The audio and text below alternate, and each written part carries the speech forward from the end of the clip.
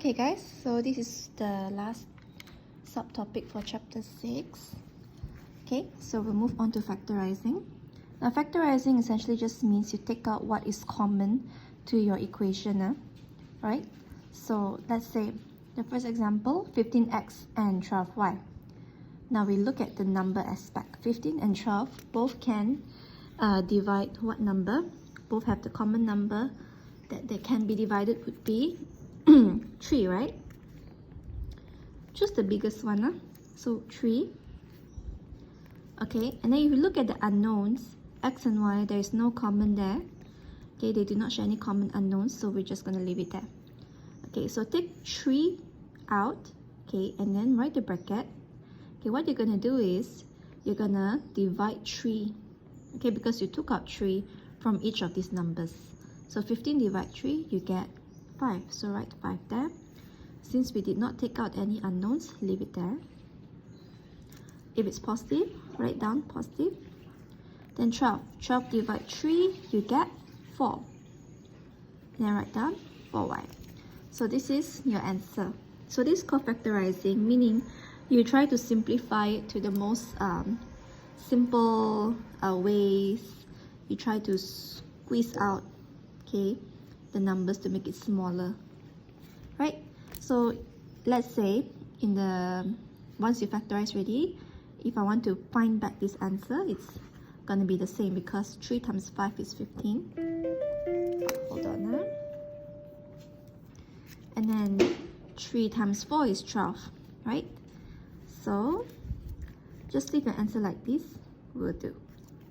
Another example, 18 and 30. So try to find a number that is the biggest that both can divide, right? So in this case, if you choose like 2, you're gonna have to do a few steps, okay? When I see this, I'll straight assume that I can use 6. So I'm gonna take 6 out. And then we look at the unknowns. You see this is mn and this is m. Both share m, right? So take out the m. Right?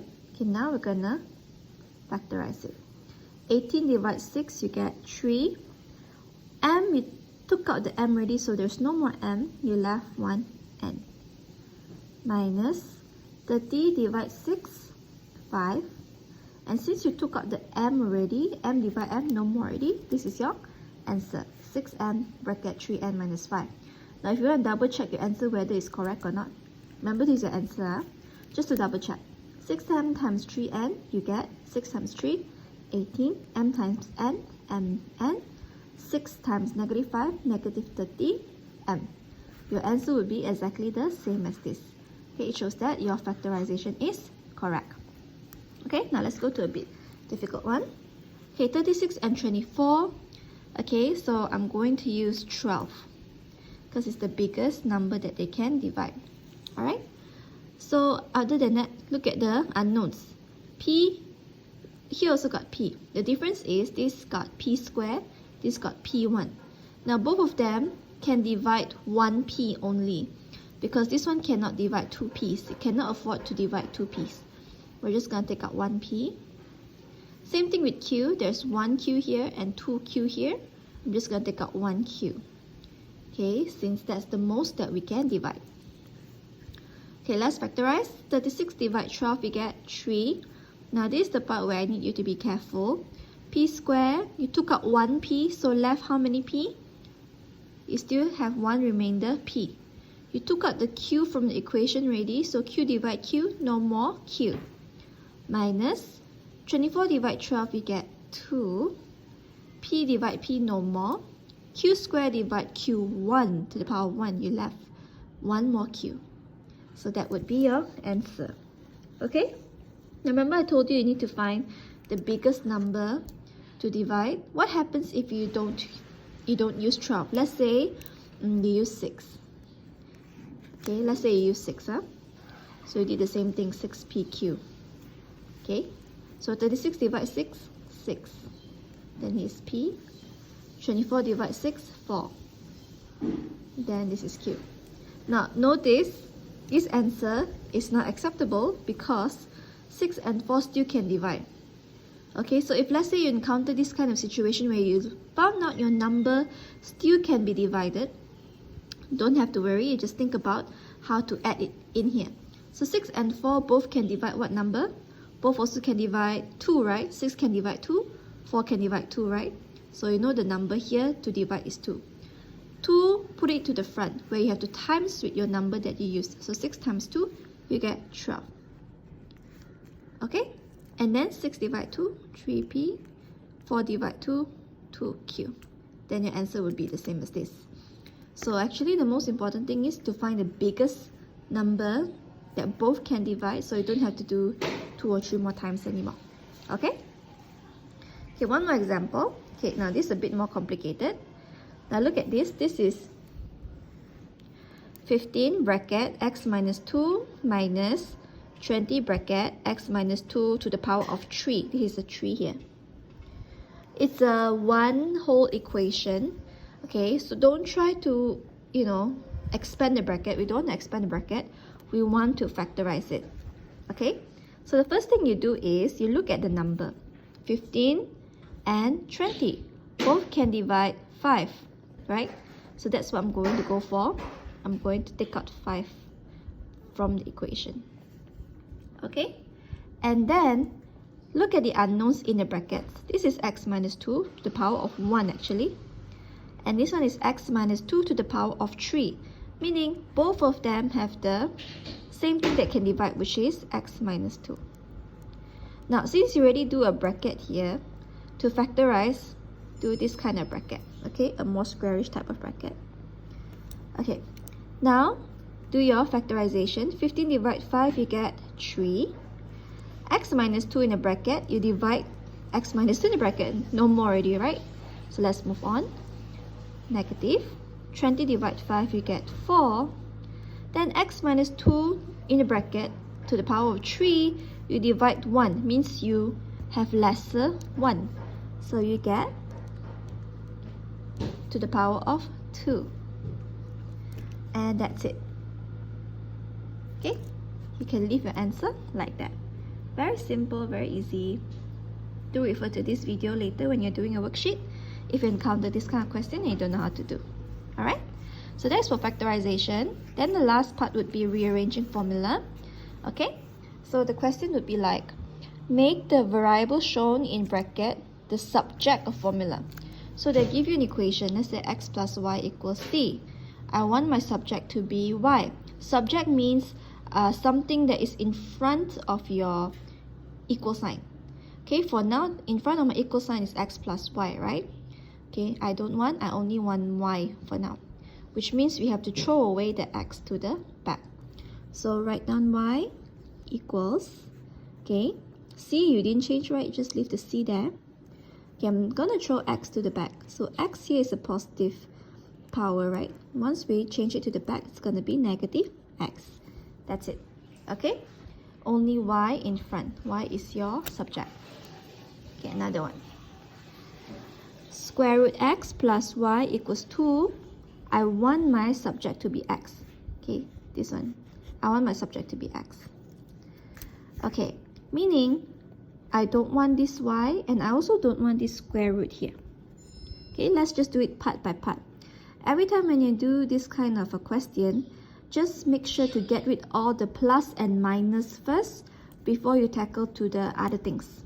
Okay, so for example, square root x equals 2, we leave it, plus y, shift to the back becomes minus y. Okay, then square root x, we don't want the square root, so when you throw square root to the back, it becomes square. Remember, square root becomes something something square.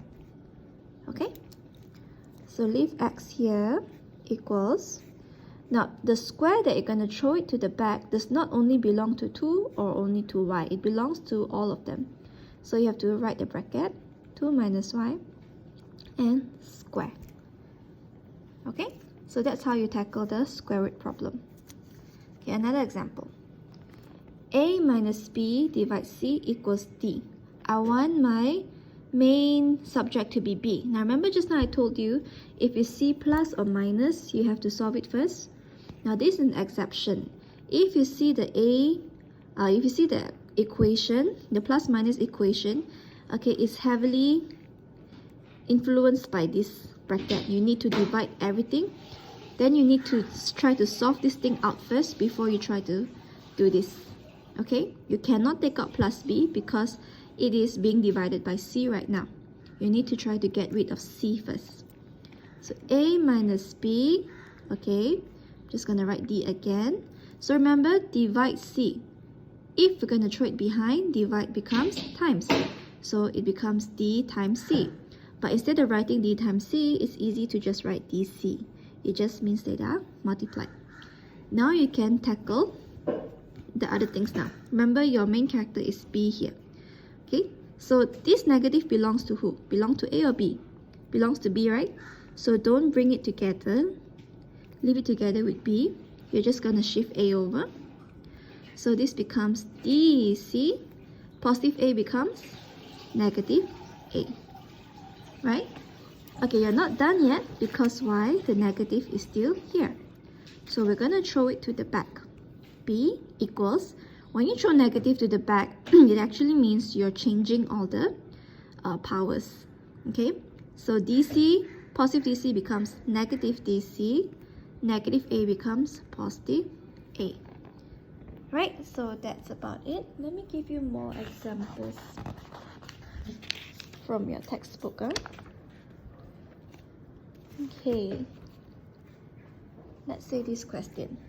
X over square root of y equals c, and you want your main character to be y. Right, so let's try. Now when you do this, I would always prefer putting the y in front as a main character, right? Your main subject. But sometimes it's easier to just shift it there and then later on you switch it back. Okay, how does that go? Okay, let's say x divides square root y equals c. I'm just gonna copy back. I want x equals, now square root y is being divided, right? So if you shift it here, divide becomes times.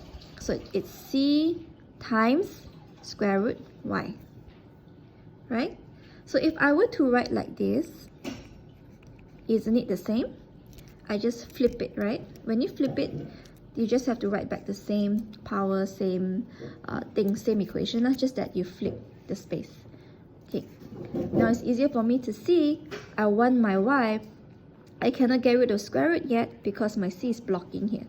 I need to get rid of the c first. So square root y equals, these two, their relationship is times, right? So I'm going to change c to the back. It becomes x divides c. Remember, it's not c divide x. C will be divided.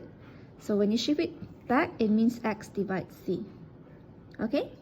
And then, lastly, remember I told you square root, if you change it to the back, it becomes square. So y equals, and the square belongs to all of them. Put a bracket and then put a square there. Okay, so that is it for this chapter 6. Let me know if you have any question. Alright, thank you.